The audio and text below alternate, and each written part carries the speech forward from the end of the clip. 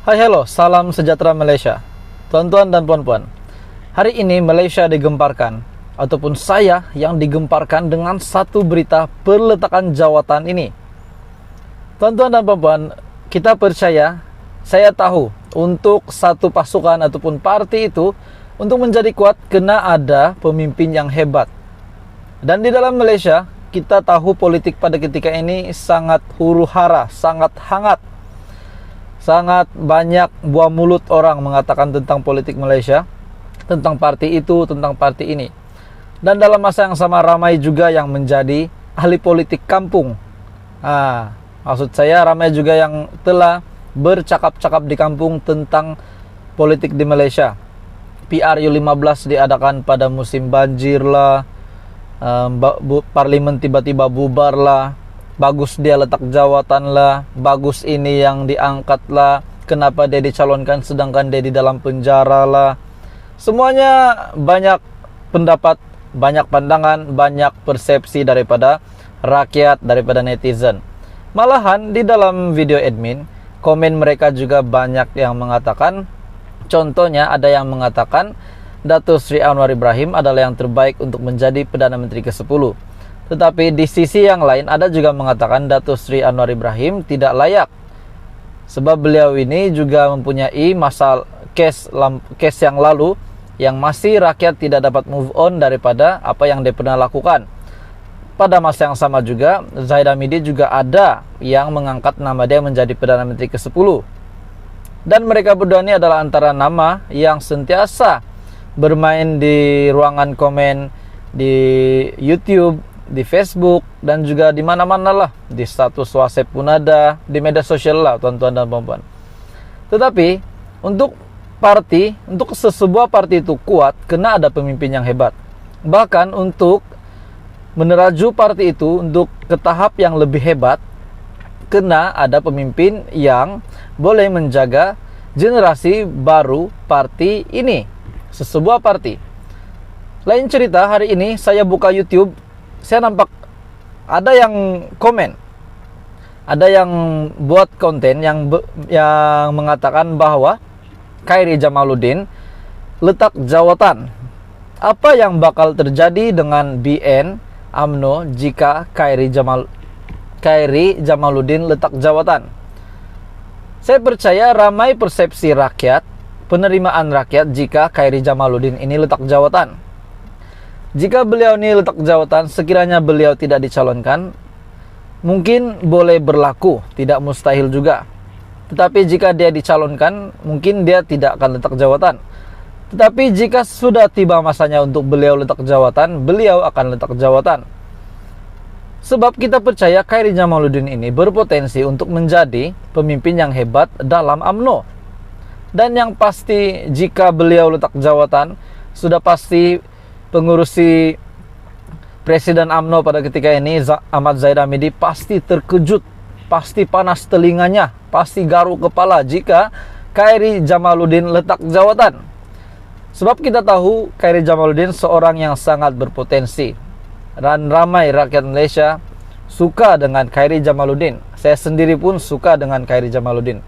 Terdapat banyak tanggapan rakyat, persepsi rakyat, komen rakyat, antaranya yang mengatakan, terbaik bro Khairy, buat apa campur dengan kumpulan tamak kuasa dan uang? Ini sekiranya Khairy Jamaluddin letak jawatan, penyamun lagi tuh. Di mana-mana pun ada rezeki bro, janji kita ikhlas.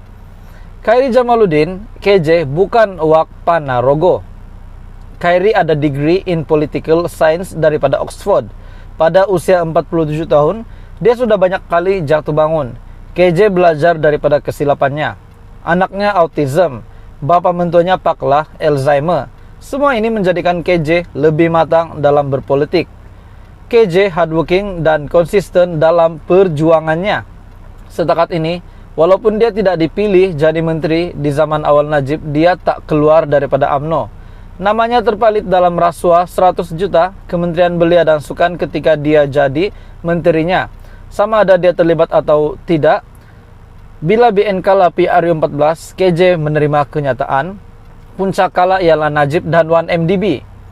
Sejak itu dia terus terang menentang Najib dan tak pernah berubah. Dia bertanding merebut jawatan Presiden UMNO, kalah kepada Wak Panarogo yang tabur duit untuk menang. Walaupun ditawar jawatan dalam UMNO, KJ menolak. Dia bebas dengan prinsipnya, akhirnya Mahyudin lantik dia menjadi Menteri Teknologi. Jaga COVID-19 dan Ismail lantik KJ menjadi Menteri Kesehatan pula. Sebagai Menteri dalam UMNO, KJ terus dengan prinsipnya menentang rasuah dan salah guna kuasa. Tuan-tuan dan puan-puan, menerusi kenyataan ini, admin sedikit bersetuju dengan kenyataannya, yaitu menentang rasuah dan salah guna kuasa. Sebagai menteri dalam UMNO, KJ terus dengan prinsipnya, yaitu menentang rasuah dan salah guna kuasa dan curi duit negara. Itu adalah prinsip KJ.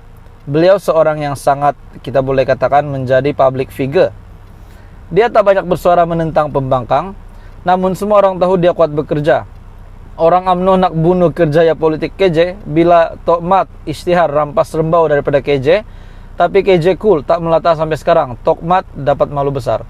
Ini adalah komen daripada netizen, tidak dapat disahkan di media, tetapi hanyalah tanggapan. Tapi mungkin betul juga KJ layak untuk berada di parti yang bebas rasuah. Sebab kita tahu KJ bukan orang yang begitu, ataupun kita tahu dia tidak ada, setakat ini rakyat percaya dengan dia. Tidak ada case KJ yang sampai boleh membuatkan rakyat hilang percaya kepada dia. Tonton dan puan, jika benar KJ letak jawatan ataupun apa saja yang dia bakal lakukan, di mana parti dia akan pergi, apa pendapat Anda? Adakah Anda akan follow KJ atau bagaimana? Anda boleh komen di bawah. Terdapat juga yang komen, tak dipilih boleh ditanding di Rembau atau Bagan Datu sebagai calon bebas. Aku suka kalau dia join PKR lawan Tokmat di Rembau. Ada yang berkata, setuju jika keluar UMNO dan tanding GI15 di Parlimen Rembau, join PKR. Insya Allah akan menang besar. Dato Sri Anwar Ibrahim will welcome you with red carpet. Wah, ini dikaitkan pula dengan Anwar Ibrahim. Dato Sri Anwar Ibrahim will welcome you with red carpet, dia kata di sini. Tak apalah, biarlah dia pergi untuk kebaikan dia. Sebenarnya KJ belum lagi mengumumkan apa-apa peletakan jawatannya, apa-apa ura-ura untuk dia letak jawatan, hanyalah pendapat dan pertanyaan. Buat apa tunggu? UMNO memang tidak akan berubah, so mengurak langkah. Kalau bagi pada next generation yang ambil alih, insya Allah UMNO bernafas kembali. Jadi tuan-tuan dan puan, KJ mungkin salah satu peneraju UMNO yang terbaik. Dia boleh menjadi presiden UMNO pada masa akan datang, dan boleh memimpin ahli-ahli baru UMNO untuk bebas rasuah dan sebagainya, supaya UMNO ataupun parti ini ataupun persatuan ini disukai ramai, bukan dengan nama parti tetapi nama calon. Ada yang berkata, siaslah, info dalaman mengatakan dia ada setuju untuk tanding di Kuala Pila. Kalau udah gila jawatan macam itulah, kalau tak ada rezeki, tak bagi mungkin. Ada sebabnya kita kena reda ketentuan, mungkin kita tak jaga kawasan kita. Tidak ada rezeki, orang lain punya rezeki. UMNO takkan tenteram selagi kaki sakau berada di dalamnya. Apa pokoknya komen nih. Kita bercakap tentang KJ pada sekarang nih. Bukan senang menjatuhkan KJ bro, tak menjadi bro.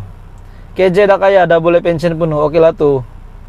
KJ permata bagi negara, tokoh pemimpin yang bakal menerajui Malaysia.